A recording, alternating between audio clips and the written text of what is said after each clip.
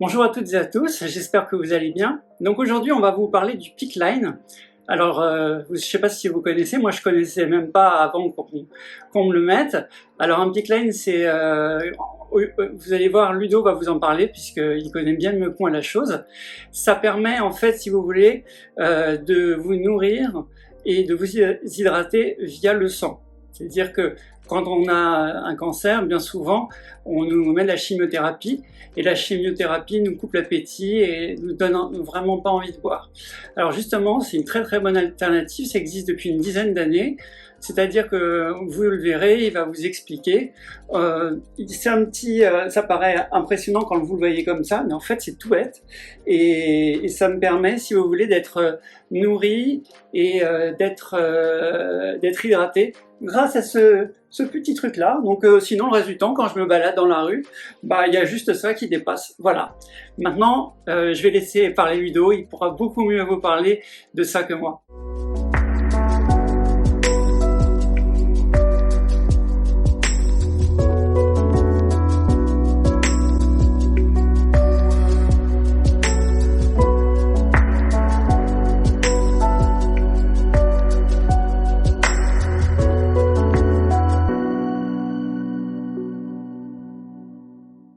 Bonjour, alors aujourd'hui je vais vous présenter Ludovic Maillot qui est infirmier spécialiste pour tout ce qui est PICC Line, mais je ne vais pas en dire plus parce que je vais dire des bêtises. Bonjour Ludovic. Bonjour Sarah. Alors dites-moi, qui êtes-vous? Qu'est-ce que vous faites? Alors moi je suis infirmier libéral comme on dit.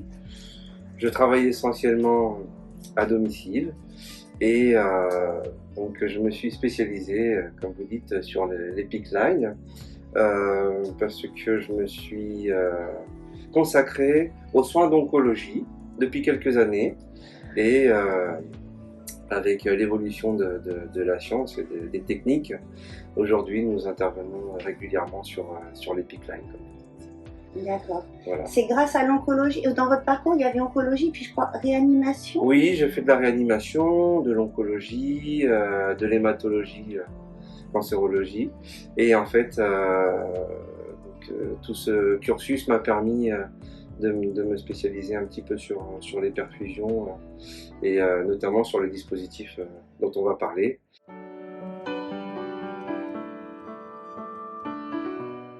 Et alors c'est quoi alors? Donc on est là pour parler du PICC Line. Oui. Alors déjà, qu'est-ce que c'est un PICC Line? Alors un PICC Line, c'est un dispositif qui va nous permettre de perfuser le patient, mais aussi lui faire des prises de sang. Donc ça va dans les deux sens et en fait c'est un dispositif qui est posé par généralement un radiologue ou un échographe, donc de manière stérile et sous une anesthésie locale. On nous dit que la France c'est le pays de la gastronomie. Alors là, écoutez, je vais vous montrer la gastronomie, elle est assez particulière. Ben voilà. Alors, je ne sais pas, c'est peut-être Joël Robuchon qui a changé sa façon de cuisiner, mais enfin bon, ça pourrait être un petit peu plus sympa quand même. Ce dispositif va rentrer au-dessus du pli du coude, va rejoindre une veine centrale qui est la veine cave, et jusqu'à l'embouchure de la veine cave à l'oreillette droite. Du cœur. Au niveau du cœur. Donc un PICC Line, ça mesure à peu près 60 cm. C'est posé par un échographe ou un radiologue. C'est toujours d'un côté un bras droit tout le temps ou un bras gauche, peu importe? Ben, ça va dépendre du patient, Si on n'est des pas antécédents du même qu'il a. côté du cœur, il peut se rallonger à l'intérieur? Exactement. D'accord. Oui. Ça peut être posé des deux côtés. D'accord. Et donc, si je comprends bien, ce fil qui arrive à l'intérieur est très long. Oui. Et c'est donc environ 50 cm, vous avez dit? 50 à 60 cm, oui. Et c'est là la différence avec le midline? Le midline, c'est un plus petit dispositif qui a à peu près la même porte d'entrée sur les membres supérieurs, droite ou gauche, toujours au-dessus du pli du coude, mais qui ne va pas aller aussi loin. Elle va occuper toute la zone axillaire et en fait elle va s'arrêter généralement vers le haut du bras. Le midline, c'est quelque chose que normalement le patient ne garde pas longtemps. Vous voyez, vous entendez par pas? ça peut être quelques semaines comme quelques jours. Ah bon, d'accord. Voilà. Et tandis que le PICK-Line, c'est pour des traitements qui vont durer un peu plus longtemps. Parce qu'un PICK-Line, lorsqu'il est posé et qu'il est bien entretenu, peut se garder jusqu'à 6 mois à peu près.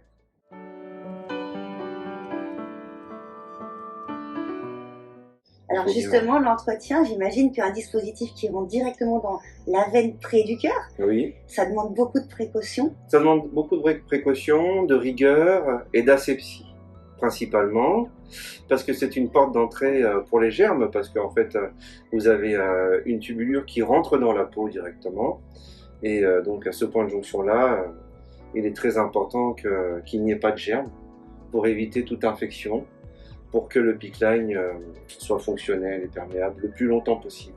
Donc généralement, on fait un pansement une fois par semaine, voire plus s'il y a besoin, et de manière stérile. Et d'ailleurs, je me permets de vous couper, parce que vous verrez, Ludo a accepté qu'on filme tout, et quand il parle du pansement, justement, vous allez voir les images ou tout de suite ou juste après, vous allez voir le pansement, la pose de perfusion, on appelle ça? Oui, la poche de perfusion. De poche de perfusion et la dépose, voilà. Et la dépose qui correspond au retrait de la perfusion lorsque la perfusion est terminée. Et pour ces 3 actes, j'imagine que l'asepsie doit être la même et... Oui, l'asepsie est de rigueur à chaque fois, de toute façon. Ça, c'est la base de tous les soins infirmiers ou autres, hein, bien sûr, mais parce que déjà, si vous avez un patient qui est porteur de PICK-Line, généralement, il est immunodéprimé ou il n'a pas beaucoup de défense immunitaire, donc du coup, il faut être très, très attentif et très rigoureux sur chaque geste que vous réalisez auprès de ce dispositif.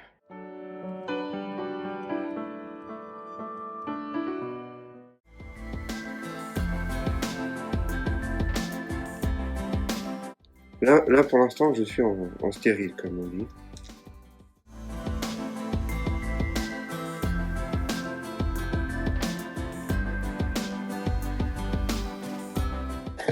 J'ai mes gants stériles, mes compresses stériles, de quoi refermer le pansement et le refaire. Et mon petit patient qui est là. C'est tout dans l'ordre d'utilisation. Oui, voilà. Ça va la peau? Ça me gratte, Ouais. sinon ça va. C'est parce que là, il faut vraiment nettoyer. Et ça démange un peu sur la fin. Oui. C'est tout, c'est normal.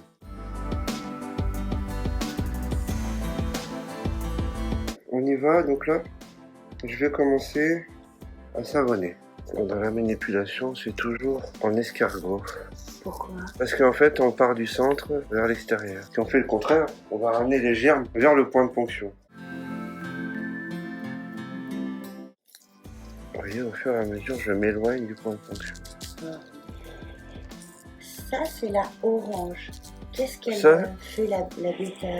Ça, c'est pas la orange, c'est la rouge, celle-là. Ah, Vous savez, quand par exemple, vous devez avoir une intervention chirurgicale, on vous demande de prendre une douche avec un antiseptique, c'est celui-là. Là, je suis au rinçage. donc là, vous prenez la orange pour rincer? Pour rincer, c'est avec le sérum physiologique. Vous voyez, mon produit est transparent, là. C'est de l'eau et du sel. Ça va? Oui. Toi, tu sens rien? Non. Ça soulage un peu. Oui. Ça fait du bien, hein, parce que Oui. la peau qui reste sous le plastique, là, à un moment... Au bout d'un certain temps, ça vraiment ça s'échauffe et ça gratte. Dans la journée? Ou... Là, maintenant, non. surtout, en fait, on s'en rend encore plus compte quand vous le retirez. Donc là, j'ai tamponné un peu pour sécher. Et vous voyez, sur mes 2 mains, j'ai toujours une main qui va sur mon champ et une main qui va au patient. D'accord. Et là, j'applique mon antiseptique. C'est le geste de fin de nettoyage. Pourquoi il faut pas mélanger les deux mains? Parce que celle qui va vers le patient, c'est celle qui finalement n'est plus stérile. Parce que j'ai touché le patient, j'ai touché la peau du patient qui n'est pas stérile. Par contre, je fais le lien entre mon matériel stérile et mon patient. Vous voyez ce que je veux dire? On va dire la technique de l'escargot. Comme ça, je suis sûr que tout autour, c'est dépourvu de germes, en fait. Vous voyez? Ensuite, hop, je vais installer le grip lock. Il n'est pas trop adapté celui-là, mais c'est pas grave.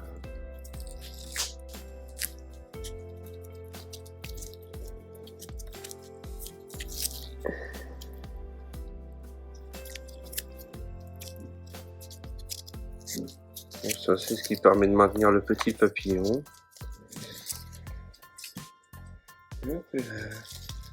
Là, mon réflexe tout de suite, le plus rapidement possible, c'est de refermer le pansement pour limiter le risque infection. Voilà, on va essayer de faire un bon collage parce qu'il faut que ça dure une semaine. Est-ce que vous pouvez lever un peu le bras, Jacob? Très bien, merci.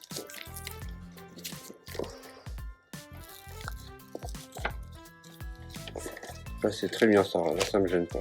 Comme ça, hop.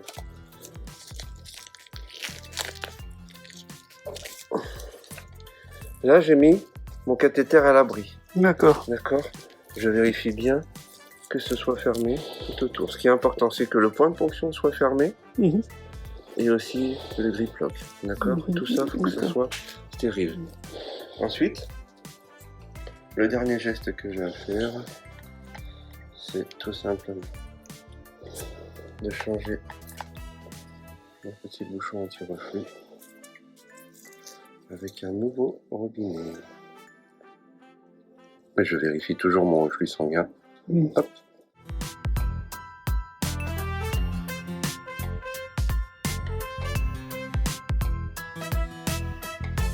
Tout ça, hop. Je le protège avec une compresse stérile. Ici, hop, c'est un clan de sécurité.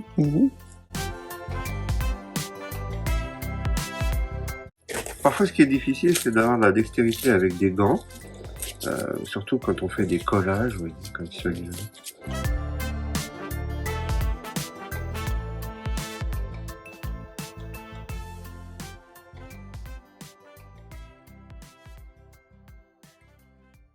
Voilà, ça protège mon petit robinet pour la journée. Vous voyez. Et voilà. Super, merci beaucoup. Avec plaisir.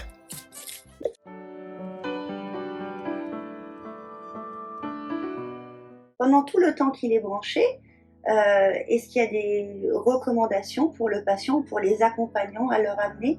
On sait qu'il y a le pied à roulette, donc qui lui permet quand même de se déplacer. Oui. Est-ce que par exemple il pourrait porter une petite charge même s'il est branché? Il faut éviter. Il faut éviter. Il faut éviter parce que c'est assez sensible. Et encore une fois, il faut le garder le plus longtemps possible. Donc pour l'entretenir, lorsque le patient est branché, même quand il n'est pas, hein, il faut les gestes doivent être limités. Vous voyez.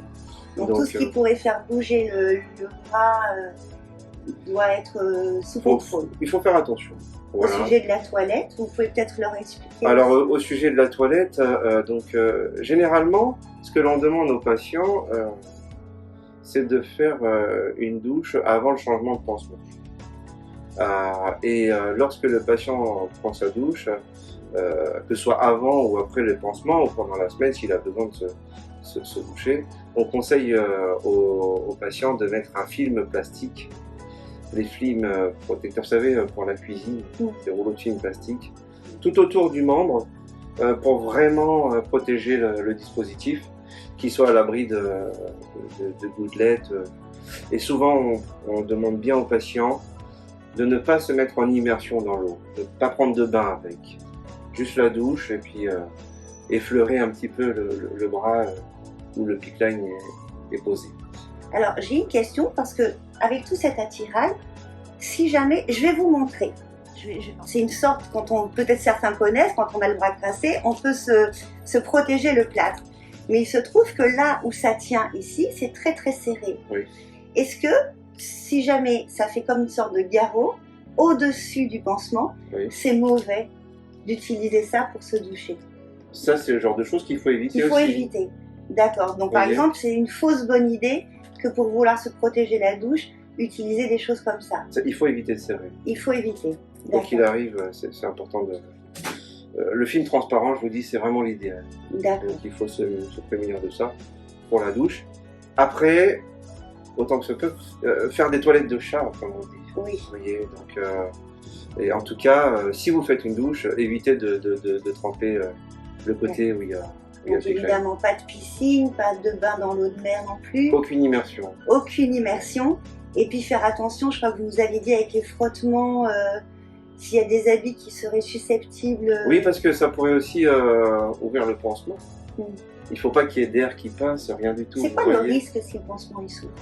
Eh ben, que les germes pénètrent sous le pansement. Et que ça fasse une infection. Et que, oui, ça pourrait infecter le dispositif. D'accord. Donc voilà, c'est pour ça qu'il y a plein de recommandations et on demande toute la vigilance du patient et de sa famille ou son entourage pour que tout se passe bien. Et alors le PICC-Line, nous on parle beaucoup du côté anatomique, mais c'est aussi relié à ce boîtier qu'on a vu ou que vous allez voir dès que je vais vous le mettre. Et alors c'est la deuxième partie du PICC-Line, ce boîtier. Donc il contrôle quoi en fait? Parce qu'on voit bien que vous arrivez à tout mettre plein d'infos et qu'après ça part tout seul. Bon, ça c'est une pompe à perfusion qui permet de programmer la quantité à perfuser et le temps de la perfusion. Donc tout ça c'est prescrit, donc c'est assez protocolaire et donc nous on est soumis aux ordonnances, donc on doit bien se référer à la demande du médecin pour un temps donné, pour une quantité donnée. Donc cette pompe-là nous permet de programmer au millilitre près la perfusion que l'on doit administrer au patient.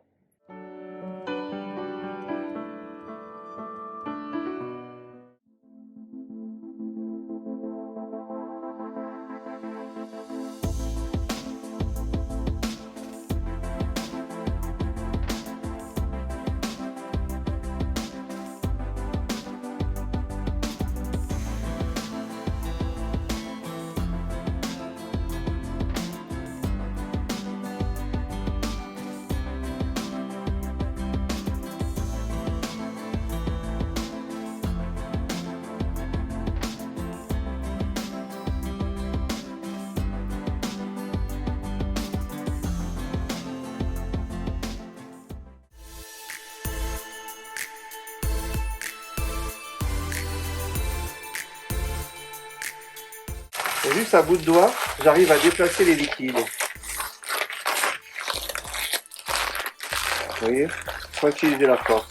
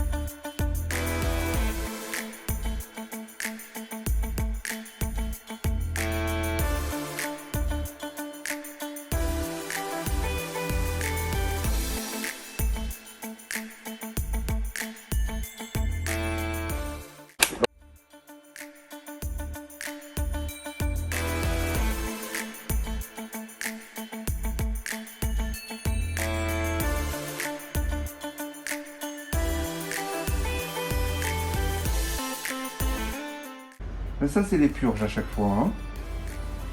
Quand vous voyez attendre comme ça, hop, je purge mes tubulures au fur et à mesure. Et je pense que vous, ce que vous êtes en train de faire, ça va vraiment amener des bonnes informations.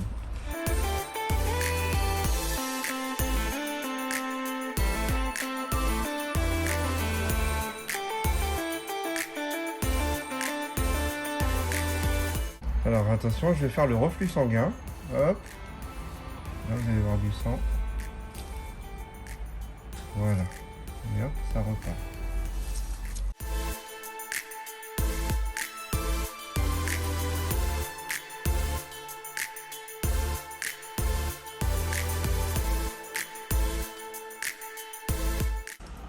Là, vous allez voir mon premier branchement.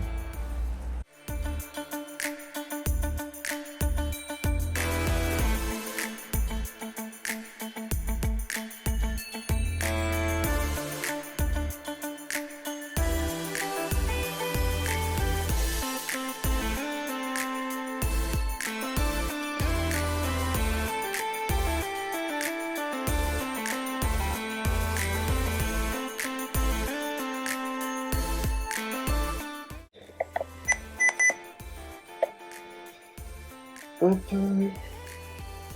J'ai 1970.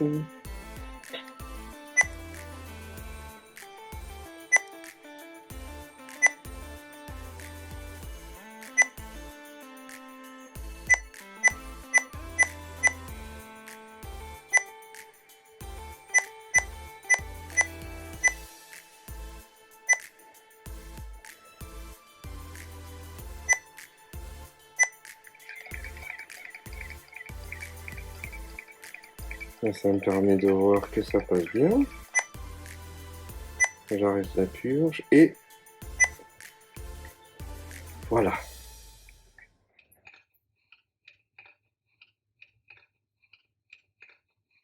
Donc c'est une pompe qui est assez, comment dire, abordable et qui permet une programmation assez simple, même si elle est très moderne et elle fait souvent penser au téléphone que l'on a maintenant aujourd'hui dans l'utilisation. Donc voilà, ce n'est pas la deuxième partie du Pickline, mais c'est comment vous dire, c'est ce qui va amener à utiliser un Pickline. Vous voyez, donc avec beaucoup de précautions, ça permet vraiment un temps de perfusion, une quantité à perfuser assez exacte.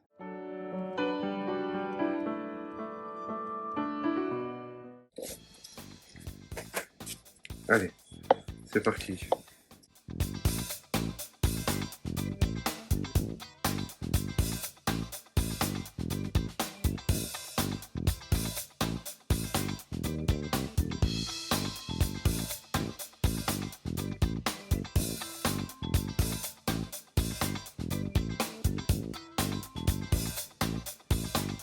Donc là, je fais mon petit rinçage. Je vérifie mon reflux sanguin. Hop, je vois que tout est bon. Je rince aussi de l'autre côté.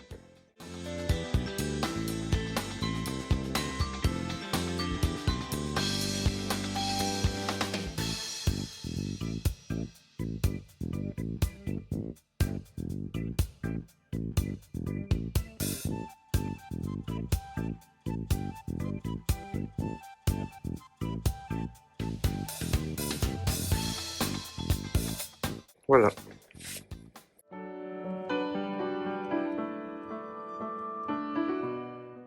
Et entre les deux, donc entre ce boîtier et le patient, il peut se produire des fois de l'air, comme on dit, air dans la tubulure. Oui, il peut y avoir des petits défauts techniques. Il peut y avoir de l'air détecté dans la tubulure. Il peut y avoir une occlusion.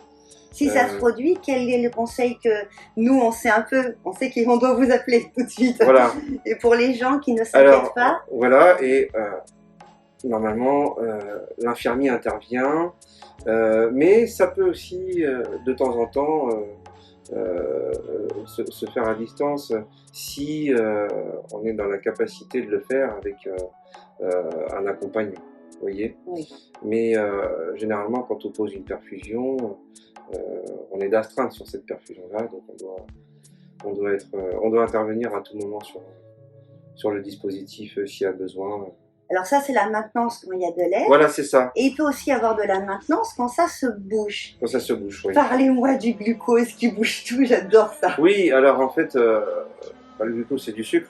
Oui, et c'est ce qu'on trouve dans la poche à une voilà, grosse et puis dose. ça peut se cristalliser et boucher cette tubulure. Vous voyez, donc c'est pour ça qu'à chaque fois que l'on utilise le Pickline, que ce soit avant ou après une perfusion, une prise de sang, ou même quand il y a une chimiothérapie à faire ou des choses comme ça, il faut toujours qu'il y ait un bon rinçage avec du sérum physiologique, tout simplement pour fluidifier les liquides et puis nettoyer ce fameux tuyau, vous voyez, pour pas que ça se bouche.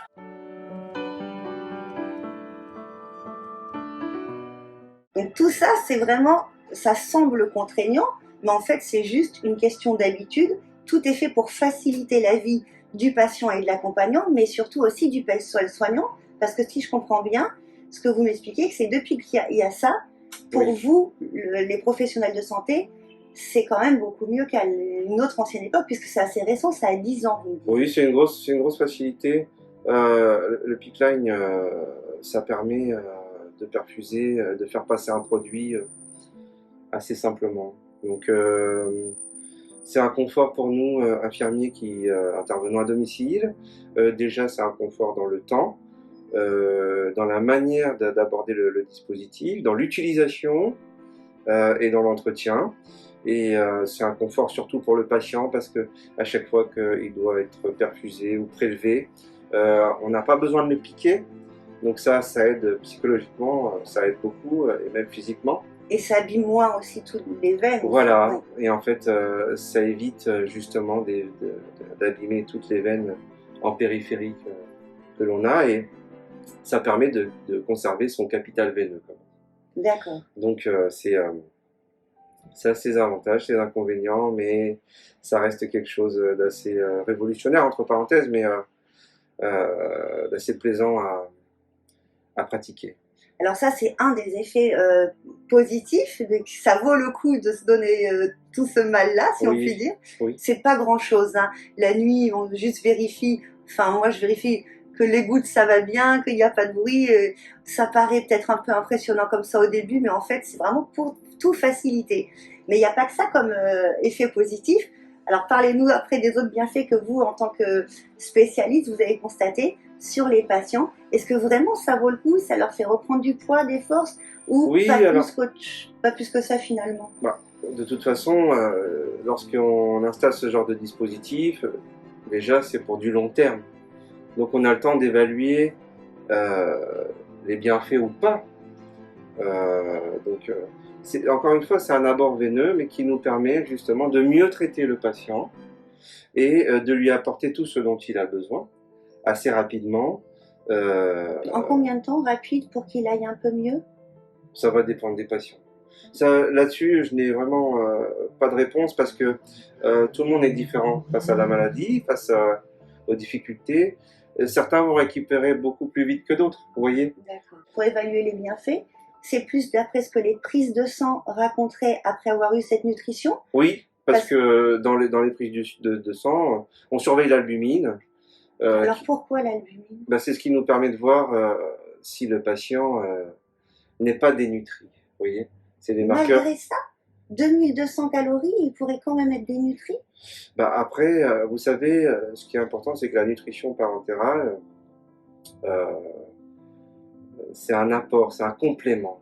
Donc, c'est comme ça qu'il faut le prendre, et c'est ce que je dis aux patients à chaque fois, mais qu'à côté, il doit s'efforcer de s'hydrater et de s'alimenter à peu près, normalement, ou du moins comme il peut. Ensuite, au niveau des poches de perfusion, vous en avez plusieurs. Et parfois, il y a des poches qui ne fournissent pas assez de calories en fonction du physique du patient, vous voyez. Donc voilà. Et régulièrement, par des prélèvements sanguins, ça nous permet d'évaluer l'évolution du patient. Et puis, ce qui est très important, c'est d'évaluer et de surveiller le poids du patient, qui est un bon indicateur. Et comment on pourrait savoir si ce poids, comme c'est le cas pour Yakovlev, il s'avère qu'en fait il a un peu pris beaucoup d'eau et puis pas tellement de bonne force, un petit peu quand même, mais ça fait que 2 semaines. Et alors, vous nous disiez qu'il fallait beaucoup marcher pour éviter les embolies. Oui, bon, c'est surtout par rapport à la prise de poids, c'est faire attention que le patient justement n'ait pas un poids qui est pris juste par de l'eau. Voyez. Voilà. Et comment on peut savoir ça? Alors déjà, il faut observer les membres inférieurs, voir s'il n'y a pas d'œdème. Et en fait, donc c'est un surplus d'eau qui est stocké dans les jambes, hein, tout simplement. Et puis voir comment le patient grossit. Vous voyez ce que je veux dire? Donc c'est principalement dans l'observation. Et puis après, en parallèle, on a l'avis du nutritionniste et du médecin. Quand on a un doute sur la prise de poids, si la prise de poids est très rapide, là on peut se poser la question, vous voyez. Mais si elle est constante, c'est plutôt un bon indicateur. En tout cas, le but, c'est surtout de ne pas perdre de poids, pour ne pas s'affaiblir, pour pouvoir mieux affronter les thérapies à venir. Vous voyez ce que je veux dire? Donc pour être Plus costaud. plus costaud. Oui. Voilà. Et d'ailleurs, je dois vous préciser que on voit vraiment, il est très humble, mais c'est vraiment un spécialiste. C'est que Ludo, avant tout le monde, a tout de suite compris qu'il y avait quelque chose qui fonctionnait pas trop sur Yakovlev. Il a même dit, ça serait bien de penser à un diurétique qui s'appelle l'Azilix. Alors on a le droit, c'est sur prescription médicale, donc on peut en parler. Et on n'a rien dit de plus, on a vu la nutritionniste, on a vu le cardiologue, et on leur a dit, voilà, l'infirmier trouve que peut-être c'est beaucoup. Ils ont fait tous leurs tests, et ils sont tombés pile poil dans leurs conclusions, après beaucoup de temps, les mêmes conclusions que Ludo avait vues en un coup d'œil, et je dirais, je sais pas, à 30 secondes, 1 minute. Et sans leur suggérer quoi que ce soit, je leur ai juste dit, voilà, l'infirmier parle d'un petit diurétique, et le cardiologue a tout de suite dit exactement ce que vous aviez dit, le Lazilix. Donc c'est vrai que d'avoir cette proximité biquotidienne, ça se dit biquotidienne? Yakovlev, on dit biquotidienne? Je sais pas. Je pense qu'on se comprend. On se comprend, vous avez compris. Voilà. Et d'avoir cette proximité avec un infirmier en qui on a totalement confiance, vous allez le voir ou vous l'avez vu, l'assurance de ses gestes, on voit qu'il il sait ce qu'il fait et on peut vraiment l'écouter. Ça nous rassure parce que même nous, on se dit, il fait peut-être un petit peu chaud, il avait la trace sur ses mollets, sur ses chevilles de ses chaussettes. On se dit, ça pourrait sembler normal. Et en fait, comme on a été prévenu, et on a été plus attentif, et ça c'est vraiment c'est toute une partie aussi du travail de l'infirmier dont on s'est rendu compte ces derniers jours et qui est vraiment super importante, si je puis dire d'une façon très cash comme ça, parce que nous on n'aurait peut-être pas, vu qu'il n'avait pas grossi énormément des jambes, on n'aurait peut-être pas compris, comme vous l'avez tout de suite compris, qu'il y avait un truc qui clochait un peu. Bah, en fait, dans le soin, il ne faut pas juste se concentrer sur ce que l'on fait, sur les gestes techniques. Le soin, c'est un ensemble. C'est toute une prise en charge. Quand je branche une perfusion, il faut que je surveille les bienfaits, mais aussi les méfaits de cette perfusion. Et il faut que je m'assure que le travail que je fais doit aboutir à quelque chose, c'est-à-dire la santé du patient. Donc il faut qu'il y ait une prise en charge globale.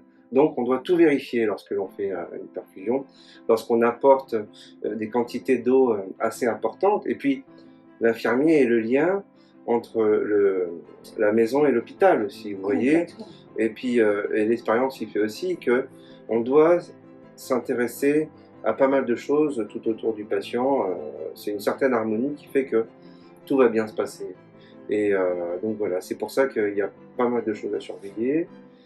Voilà, il y a l'expérience, le coup d'œil, et puis on apprend aussi de ses erreurs. Donc il y a des choses qu'auparavant je ne voyais pas, que maintenant je vois. Donc voilà, c'est très important et il ne faut pas passer à côté de ce genre de choses. Dès qu'on a un doute ou quoi que ce soit, il ne faut pas hésiter à demander à l'avis d'un médecin ou de son médecin qui nous suit. Et ça nous conforte dans la prise en charge et puis ça nous permet d'être plutôt serein, vous voyez. Et il ne faut pas faire pour faire. Il faut que ça ait un but et que tout soit vraiment pris en compte.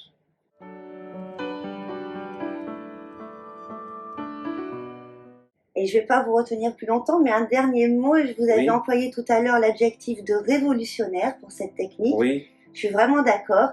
J'ai l'impression que même si ça fait 10 ans que ça existe, on se rend compte que tous les infirmiers ne sont pas spécialement à l'aise avec ça. Vous, d'ailleurs, je crois que vous développez ça à l'île de la Réunion. Bon, en fait, avec un collègue, on a ouvert une structure à l'île de la Réunion pour s'occuper aussi des patients qui sont porteurs de ce dispositif.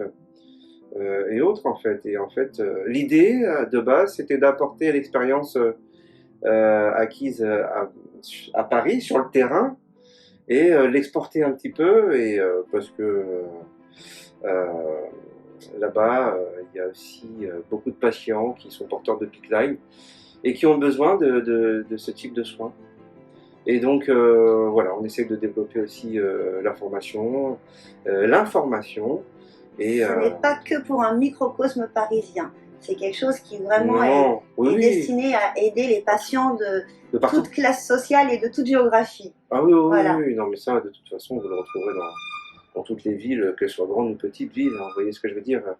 Donc voilà. Après on a de la chance ici d'avoir des grandes structures, des médecins qui sont très compétents, qui sont reconnus et qui parfois nous font participer à cette évolution et donc on est toujours preneur parce que bon, finalement c'est un métier où on finit jamais d'apprendre.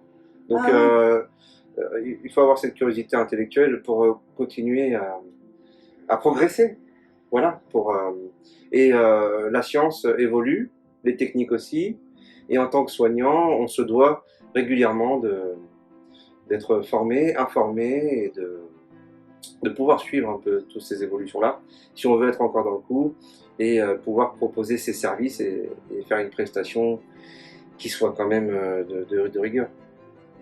Donc voilà. Après, La Réunion, c'est parce que je suis originaire de là-bas, mais ça aurait pu être un petit peu partout, vous voyez. Mais bon, là j'ai de la chance d'être devant vous ce soir et de vous expliquer tout ça, mais c'est des soins qui sont assez récurrents maintenant.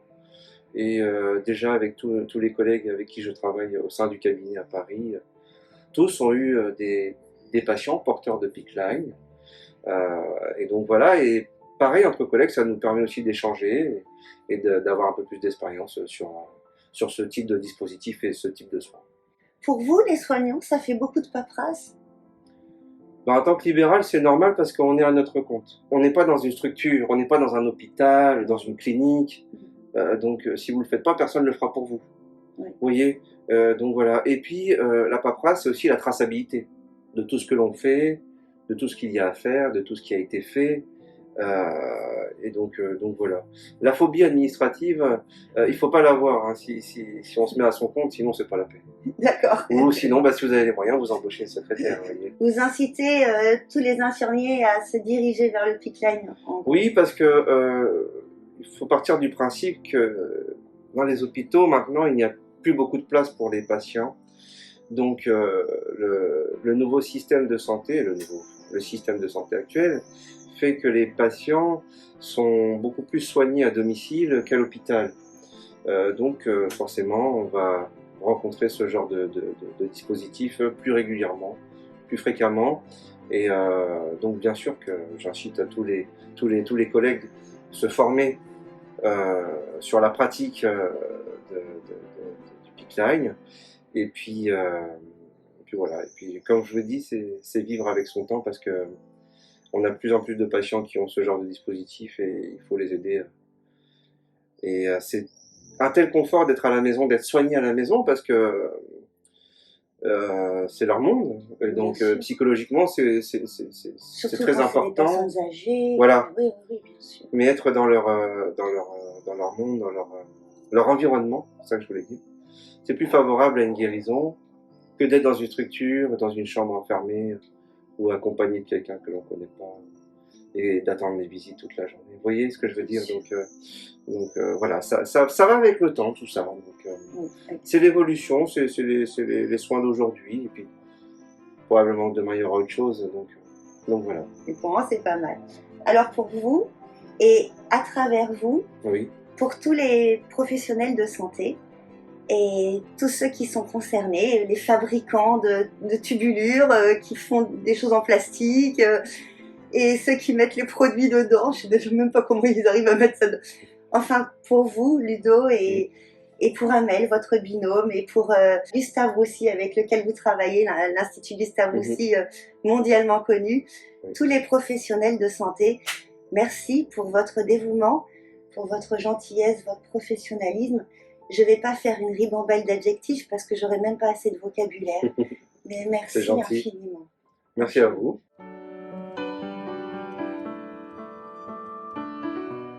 Alors voilà, ça y est, vous avez vu comment marche le Pickline. La petite, je vous avais parlé de la petite, comment dirais-je, canule, de tout. Alors maintenant, bah écoutez, il reste plus qu'à vivre normalement parce que, comme on vous l'a expliqué, c'est pas du tout impossible de vivre avec son Pickline. Bien au contraire, en fait, c'est vraiment quelque chose. Moi-même, j'étais assez oui, regardez, je passe, ça me fait absolument pas mal. Alors, juste quand même que vous sachiez, quand vous avez le Pickline, ne vous amusez pas à tirer sur la petite ficelle. Hein. C'est pas non plus le jeu de marionnette. Hein. Il faut vraiment y aller à peu près doucement. Mais en revanche, vous voyez, là, j'ai mis ma chemise, j'ai absolument pas eu mal. Ça a été vraiment bien. Alors, le Pickline, c'est vrai que c'est pas hyper pratique le soir ou la nuit. Si vous voulez aller aux toilettes ou vous lavez les mains, puisque vous avez votre petit attirail sur roulette. Donc bon, on va vous appeler papy ou mamie roulette. Hein, c'est bon, en tout cas le nom que je me suis donné. Mais en tout cas, voilà. Si vous voulez savoir le rapport entre, je dirais, ce que ça peut nous apporter en confort de vie et les petits soucis que ça peut entraîner, il n'y a pas photo, vous l'avez bien vu. Donc, ce que je peux vous dire en tout cas, c'est que honnêtement, oui, c'est clair que je ne peux plus me baigner pour l'instant, prendre la douche, il faut faire attention. Qu'est-ce qu'on fait, hein? On prend une grande toilette pour les aisselles, et puis après, on fait avec. C'est pas dramatique. Ce que je voulais surtout vous dire, c'est que n'ayez pas peur, ne pensez pas du tout au fait que votre vie va littéralement changer. Vous voyez, là, je vais avoir un rendez-vous, alors je vais mettre ma chemise, tout en vous parlant, c'est pas forcément hyper facile, mais juste pour vous dire, regardez, je mets ma chemise, c'est super facile en fait. Alors, c'est vrai que, bon, ça fait pas mal.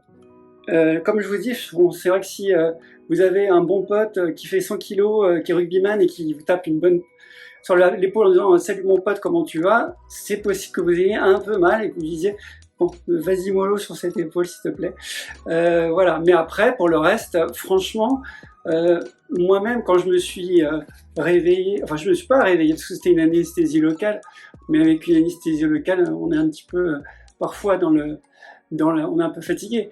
Et c'est vrai que je n'ai pas senti en fait.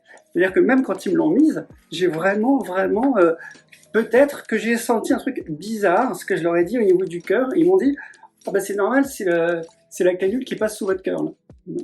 Voilà, mais très honnêtement, c'est vrai que ça n'arrive pas tous les jours d'avoir une canule qui passe sous votre cœur, alors que vous êtes éveillé. Mais franchement, qu'est-ce qu'ils ont fait comme progrès? Et on peut vraiment remercier tous ces chercheurs, tous ces médecins, tous ces infirmiers qui nous sauvent la vie et qui, grâce à eux, nous permettent d'avoir aujourd'hui une vie tout à fait normale. Voilà. Quand vous me voyez comme ça, est-ce que vous vous dites que j'ai une canule et tout ce qu'on a expliqué en vous parlant de mes bras? Je crois pas. Allez, je vous dis à très bientôt et je vous souhaite une bonne journée. Au revoir.